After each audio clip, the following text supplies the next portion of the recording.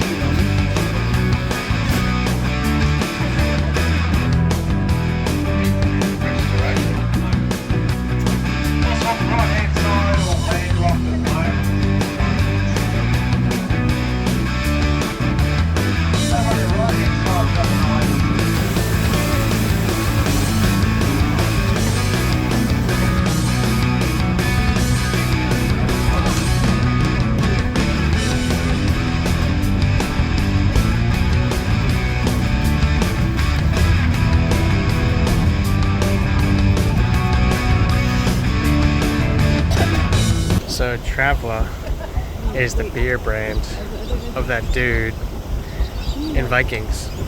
This is 100% his house. That is 100% his boat.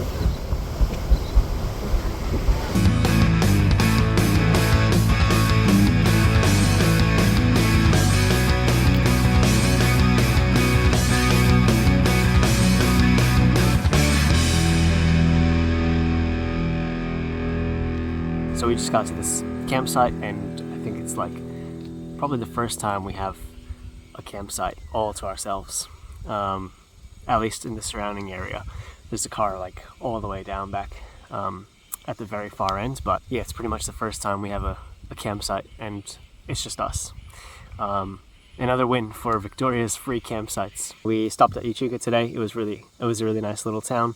Lots of old buildings, cool museum. We also went on the little steam boat, steam paddle. It was kind of fun. Just felt like, you know, living back in the old days in the 1800s. But then we just drove up about 40 minutes to a free camp, which I have no idea what it's called actually, but we're on the Mohr River. Sarah heard some bird sounds, so she's grabbed her camera and she's wandered off into the forest. No idea where she is, but cool sunset. The sun hasn't been out today much, but just as we arrive, it decides to come out. Got the rug out. I'm just gonna have some sausages for dinner, make some hot dogs. Half American, half Australian. Yeah, there.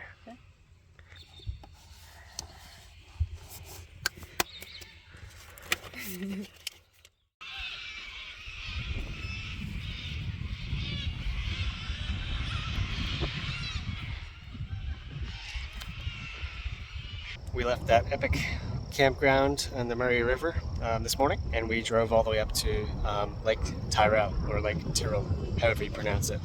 But it was really, really cool because the lake's water was actually pink. And then we stopped about 18 minutes away in a little town called Mandalay, and we're at a little free camp. It's like pretty much almost at the outback. Those are the powered sites, 2 powered sites. It's just a little community camping spot, so it's free. You go to that hotel and you can donate however much you want to donate, or you go and buy a beer or two and grab a meal at the pub, and you can, you know, make your donation that way. So it's really nice that these sort of places exist. What's even better is there's clean toilets with water, not just drop toilets, and hot showers as well. But yeah, we just set up now in the middle of nowhere.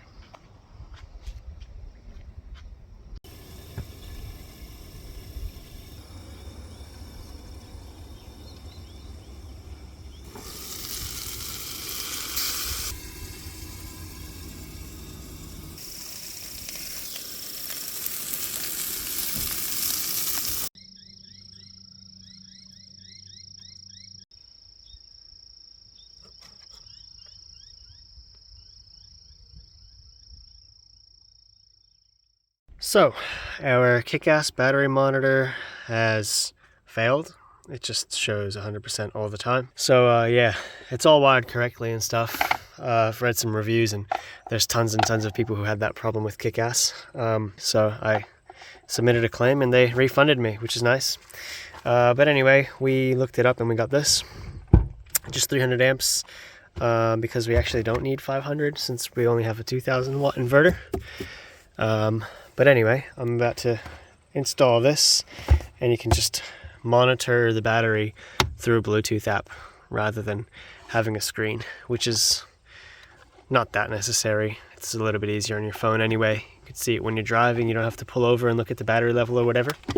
But yeah, we got this for like 130 bucks. And that was 100 bucks.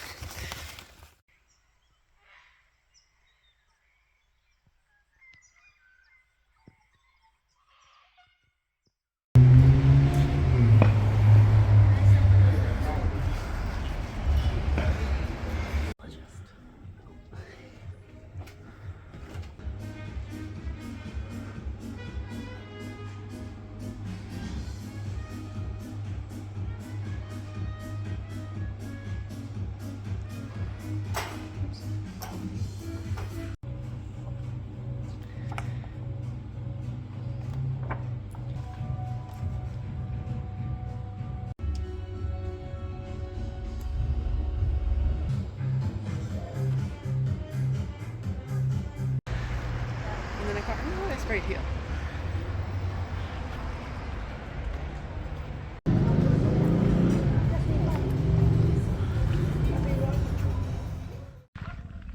So we're at a lookout kind of campsite.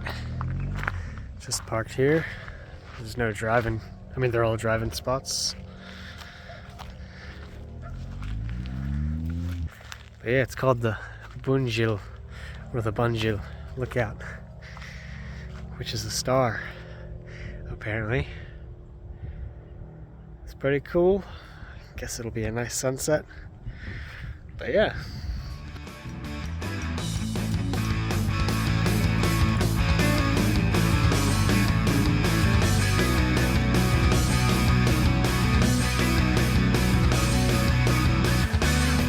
Time for a voiceover. Bet you didn't expect me to be doing one. We've had thousands of requests for me to appear more in the videos, so I'm sort of giving the people what they want, although I guess this is just my voice. But anyway, so something that we have to deal with in the rooftop tent is condensation in the morning after a cold night. That's just something I think every rooftop tent has to deal with that, so yeah. The next morning at that lookout camp, we woke up and were about to leave, and then we noticed we had a screw in the tyre, so we pumped it up and took the car down to Geelong to see if it could get fixed. We had to have the whole tyre replaced. Yeah. So that wasn't fun. First flat tyre of the whole lap. Once that was done, we headed back over to the Yarra Ranges, and we spent some time in Healesville and Marysville. It was all very nice and autumny up there. And we went to a bakery and got a donut that wasn't that great, but that's okay.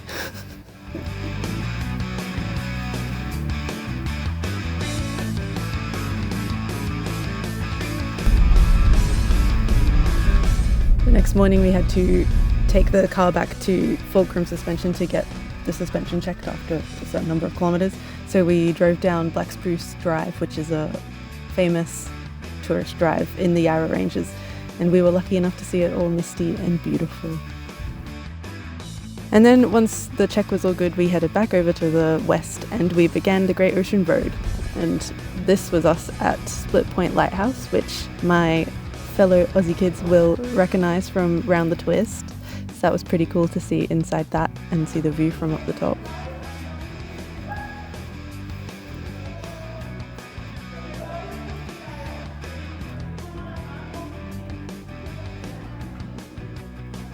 Going in here, and those sailing ships would come in here, get onto the continental shelf, and they didn't know what it did.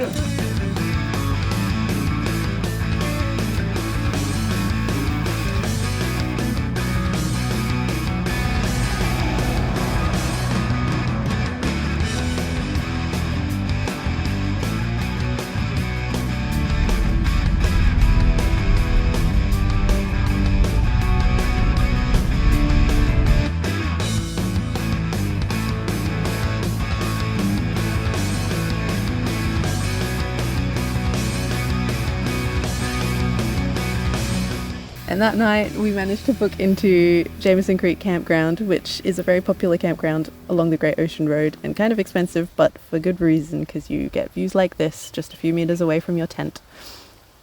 It was really cool watching the sunset and the sunrise there.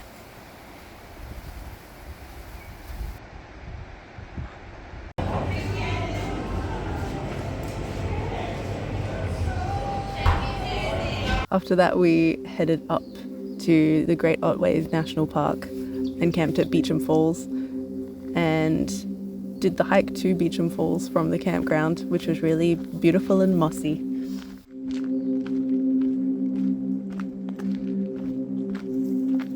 And then as we continued the Great Ocean Road, we stopped at the Redwood Forest, which was really cool to see redwoods because we've seen the ones in California, and it was really cool to see them in Australia too. And then our next stop was Joanna Beach Campground, which was very close to the beach, and we woke up early one morning to watch the sunrise and got the drone up. The waves at this beach were really scary. They are so massive.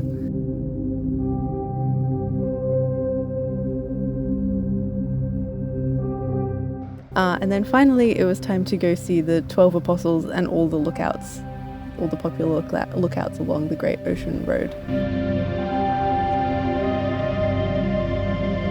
If you ever do the Great Ocean Road, don't just stop at the 12 Apostles, because that's not even the most impressive one. There are so many really cool ones.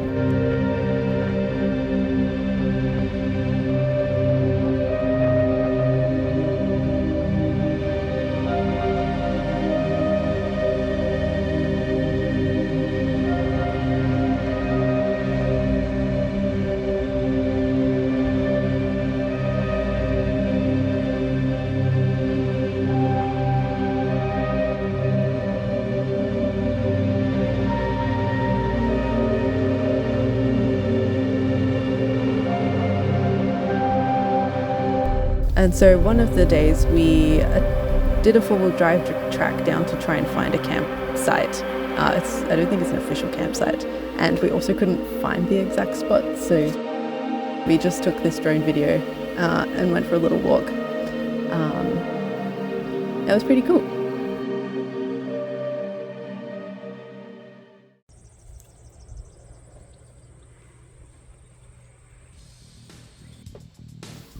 Towards the end, like the western end of the Great Ocean Road, we headed inland and stayed at Budgebim National Park, which is really cool. It's got a very high population of koalas. And then we finally crossed into South Australia. So this is the Umfeston sinkhole in Mount Gambier, which is a sinkhole that's been turned into a garden. And it was really beautiful. And then we met up with my parents in the Barossa Valley. We got to stay in a real house with a real bathroom and a real bed for the first time in months, and it was really cool. Basically, our stay there was a lot of wine and lots of yummy food.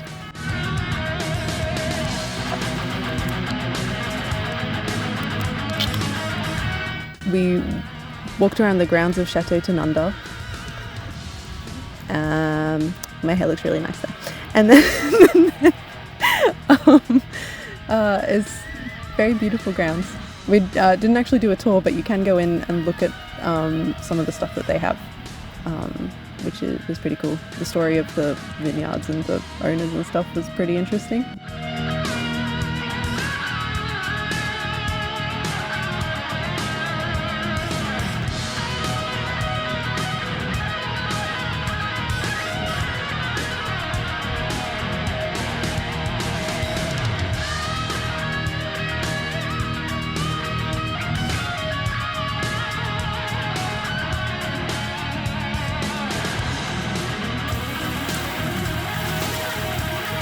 Oh my gosh, these are the best donuts that we have ever had. If you ever go to the Barossa Valley, go to this donut place because they're the best ever.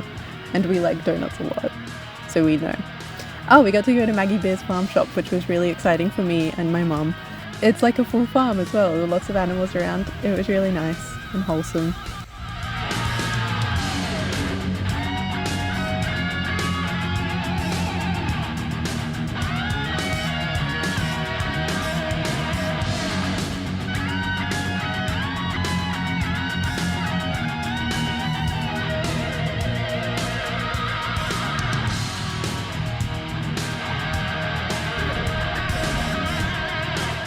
We did do a wine tasting at Underground Barossa, which is Barossa Boy Wines. It was really nice. It's a smaller winery in the region, so it was quite like intimate, and we learnt a lot about wine. After Tanunda, we all headed down to Glenelg in the south of Adelaide to stay in another real house. And on the way we stopped at Harndorf, which is a German town near Adelaide, which was really cute.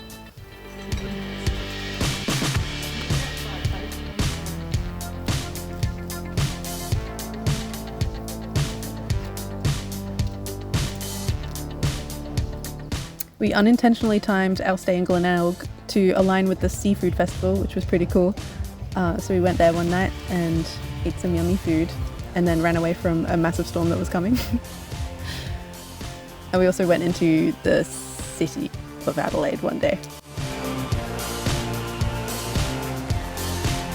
Mainly to smell perfumes and also to go to the Botanic Gardens. And this is the State Library, which is really pretty.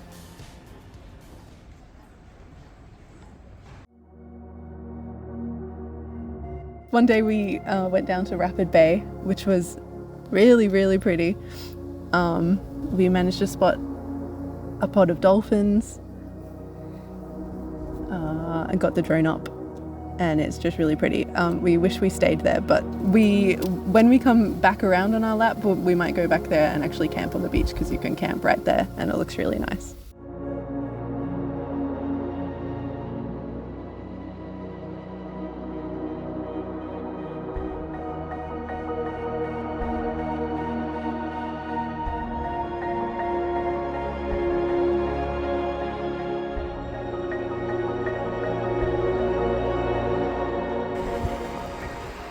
Okay, thanks. And you're welcome. Bye. Pretty epic shit, right? Yeah, good filming. I know. Thank you. I'm improving my drone footage, that's for sure. I did think in this video that we would be going up to speed and I guess coming to where we are today. Part 7 in my mind was all the way from Echuca up until where I'm standing right now. But I filmed way more than I thought I would, which is a good thing. I guess there's just a lot more for you guys to see in the next video. For those of you who are wondering about the stick, don't worry, there's going to be an update in the next video. I thought it was going to be in this video, but I'm sorry, it's not. But we'll be heading up to Port Augusta, saying goodbye to Adelaide and Sarah's parents.